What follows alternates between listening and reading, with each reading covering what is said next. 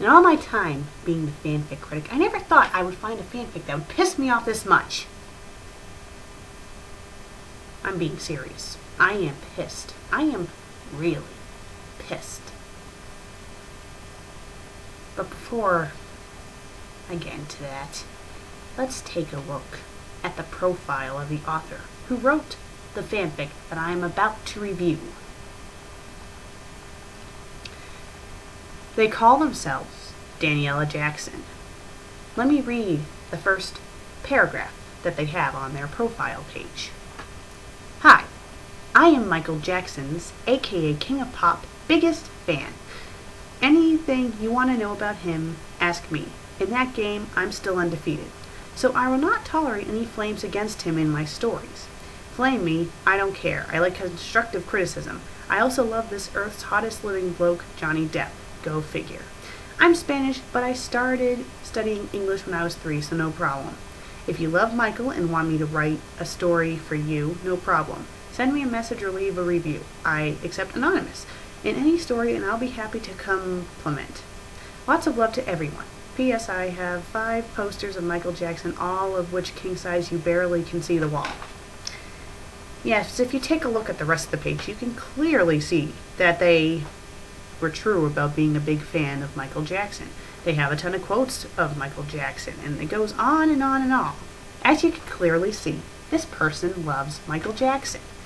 Even take a look at their stories that they have. They have 13 stories, and a good chunk of them has something to do with Michael Jackson. Now, that's not my problem, clearly. I'm a fan of him myself, and even if I wasn't a fan of him, I would still hate the story that she wrote. The story, you may ask? Too weak to complain. Now, there's a couple of other stories this person wrote that I took a peek at before this one that were kind of disturbing and a bit iffy to me, but this one is, the icing on the cake. So, let's read it. It's rated M. It's in English. It's family drama, and it has 2 reviews, one of them being mine. Let's get started. And before we get started, I need to warn everyone who's watching this fanfic has some disturbing things that take place. So if you're weak at heart, or you don't like violence or incest, I suggest that you stop watching now. You've been warned. Smack. The sound was deeply revolting, Katie thought to herself, leaning against the threshold, as she knew exactly what was going up in there. Don't you mean on? It had been Michael. He had skipped rehearsal, and God, she knew he was far going to pay for it. The kid must be mad, since he knew perfectly well he would get peeled alive. Yet Katie heard something even more disgusting than slapping sounds. A loud crack, which came from inside the door, and which she knew perfectly. Oh, because she had heard it so many times before. It was the sound of a belt, a strong one, made when leather struck tender flesh, accompanied by the loud cling of its buckle. A louder yell came with a second crack, and more clings. This time he'd been struck with the buckle, probably ripped off. These sounds went on by hours. Don't you mean on 4 hours?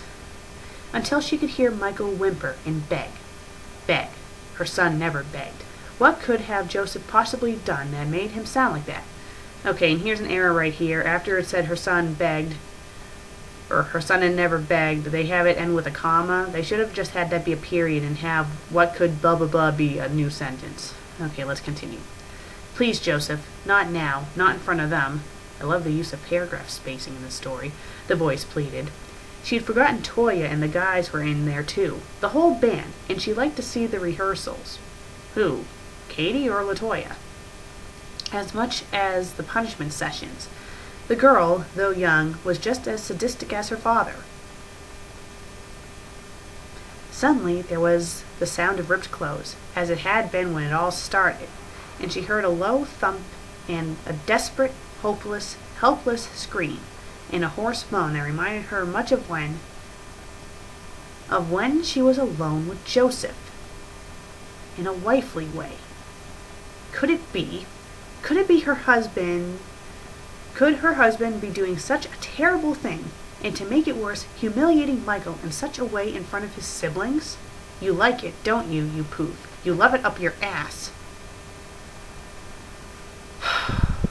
Joseph's booming voice echoed, terrifying, as Michael cried and panted and begged hopelessly for help, and she heard even worse, his brothers laughing, and LaToya's pleased moans. And then she heard Joseph's satisfied yell, and worse, he called Jermaine and made him do it. And after him, Jackie and Tito had joined their younger brother's ripped body.